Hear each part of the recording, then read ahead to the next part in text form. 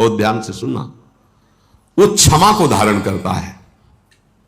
वही बलवान है जो क्षमा को धारण करता है। जो दंड दे देता, क्रोध करता है, लड़ाई झगड़ा करता है, वो बलवान नहीं है। बलवान है जिसने क्रोध दिलाया, अपराध किया, निंदा की, उसके प्रति क्षमा करना। यह क्षमा वशीकरण है। किसका? भगवान का। आप भगवान को वशीकरण कर लेंगे अगर क्षमा किया।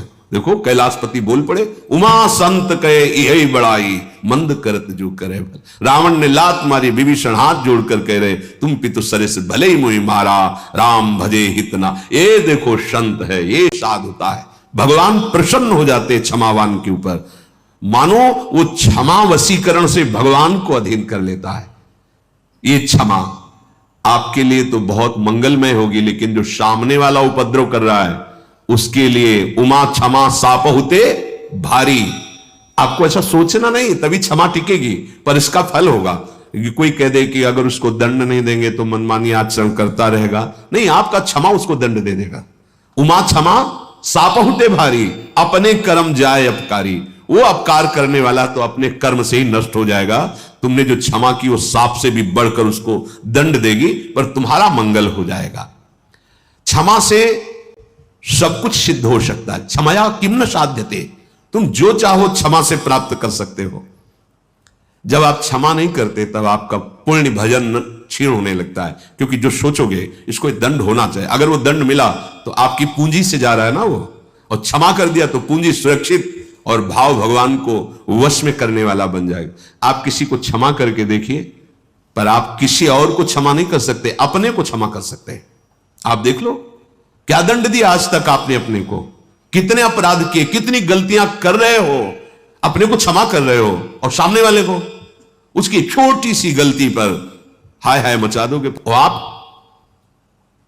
आप यदि कहते हो कि क्षमा नहीं करना चाहिए, वो बढ़ जाएगा, तो धन्यवाद, आइए लौट के आप अपने ऊपर और दीजिए आप अपने को दंड कि आपने क्या गलतियां की। आप क्या गलती नहीं कर रहे, आप अपने को व्रत, उपवास, नियम, परिक्रमा ऐसे नियमों में बांधिए कि मुझसे गलती हो गई, अब इसको मैं क्षमा नहीं चाहूंगा, मैं अपने आप को दंड दूंगा। क्या दंड दूंगा? अब रोज 3 परिक्रमा वृंदावन की करूंगा, इसके बाद एक बार अन्न पाऊंगा, फिर देखूं कैसे मन बदमाशी करता है। अब माना जाएगा कि आप महात्मा हो। अपने को तो सब कोई क्षमा कर रहा है, और दूसरे के जरा से दोष पे हम टूट पड़ते हैं।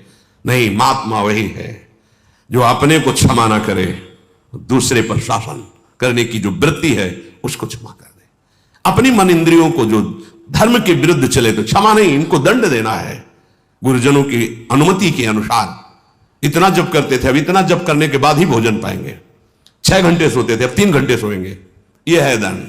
ठीक है, 2 बार 3 बार पाते, अब 1 बार पाएंगे, अल्पाहार पाएंगे, अब ऐसा साधना में, और ये उसके मन को शासन मिले। अब आप जो आपकी अध्यात्म गति बढ़ती है, पर हम अपने को तो क्षमा करते चले जा रहे हैं, और दूसरे के लिए क्षमा शब्द आने पर तर्क रख देते हैं कि फिर तो बहुत बढ़ जाएगा। ये लौट के आप भी तो सोचो अपने लिए।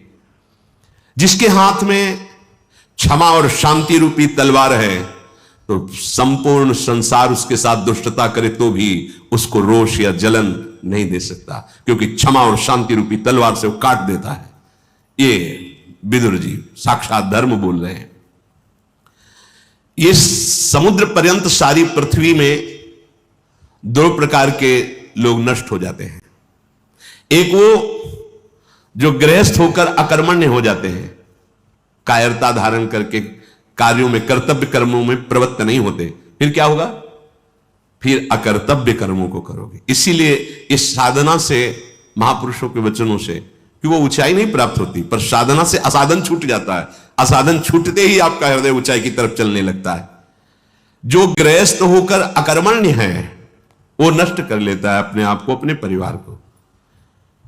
अपने कर्तव्य का पालन करो। यहां कर्म का तात्पर्य कर्तव्य का पालन करना है। अगर कर्तव्य का पालन नहीं कर रहे हो, अकर्तव्य कर रहे हो, तब तो वैसे ही नष्ट हो जाओगे। और जो सन्यासी होकर, बैरागी होकर जीने के लिए व्यापार आदि कुछ भी ऐसे कार्य करता है, वो नष्ट हो जाता है।